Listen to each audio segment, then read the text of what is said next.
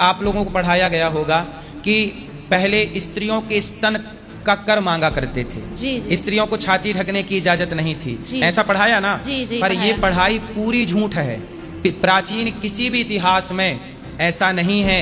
ये समाज को आपस में लड़ाने के लिए कुछ लोगों ने पढ़ाया, आप जैसे बच्चों को भड़का दिया। अब सोचो, ये गलत चीजें जब आप पढ़ेंगे, इसमें हमारी क्या गलती है? आप पढ़ ही ऐसा रहे हैं जिस पढ़ाई में जहर है, इसमें हमारी क्या गलती है? हमने कब कहा कि तुम छाती मत ढको? हमारे सनातन में कब कहा? बताइए। शबरी, राम शबरी के बेर खाए कि नहीं? तो शबरी की छाती ढकी थी कि खुली थी? ढकी थी। बोलो।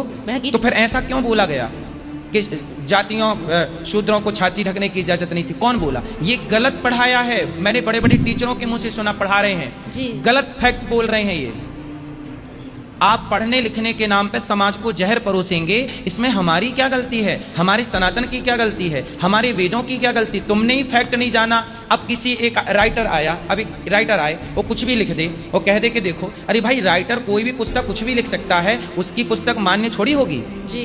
अंग्रेजों का नारा क्या था? फूट डालो, शासन करो। तो जो अंग्रेजों की रोटी खाते थे, वो सनातन में गलत चीजें लिख के चले गए। अब ये बताओ, प्रयागराज का नाम क्या वर्तमान में है?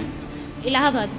अब बताओ, अल्लाहाबाद नाम रखा, असली नाम है अल्लाहाबाद जी। क्या नाम रखा था मुगलों ने? अल्लाहाबाद। अल्लाहाबाद, उसे हम लोग इलाहाबाद कहते हैं। अब ये बताइए, सनातनियों का सबसे बड़ा तीर्थ है प्रयागराज जी। प्रयागराज का नाम बदल दिया कि नहीं जी? और नाम बदल के हम लोगों, हमारी जनरेशन के लोग क्या मानते हैं? इलाहाबाद है प्रयागराज, पढ़ाया इलाहाबाद गया। ऐसे ही छाती का कर देने का कोई था नहीं सिस्टम सनातन में। गलत एजेंडा के तहत अंग्रेजों मुगलों की मिली भगत से ये पढ़ाया गया, ये सिखाया गया, ताकि सनातन लड़ता रहे। और बड़े बड़े टीचर फैक्ट जाने बिना पढ़ा रहे हैं, इसमें हमारी क्या गलती है? ये आप जैसे स्टूडेंटों को समझना चाहिए, और जो पढ़ा रहे हैं क्रॉस क्वेश्चन करना चाहिए कि सर ये कहाँ से लाए हो पढ़ाते समय? क्यों आपस में लड़ा रहे हो?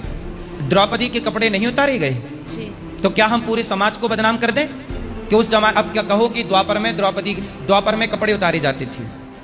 भाई, उतारे गए, एक के उतारे गए और एक ने उतारा जी। किसी ने किसी महिला के स्तन काटे होंगे, काटे भी होंगे, हम नहीं कहते हैं जी। आज भी तो छोटी बच्ची के साथ, 13 साल की बच्ची के साथ 25 लोगों ने बलात्कार किया जी। तो किया ना जी। तो क्या उसके लिए पूरे भारत के युवाओं को दोषी बना देंगे? नहीं भाई, जिन्होंने अपराध किया वो दोषी है, तो जिन्होंने स्तन काटे वो दोषी हैं। आप ये नहीं कह सकते कि पूरा ब्राह्मण क्षत्रिय समाज दोषी है। नहीं।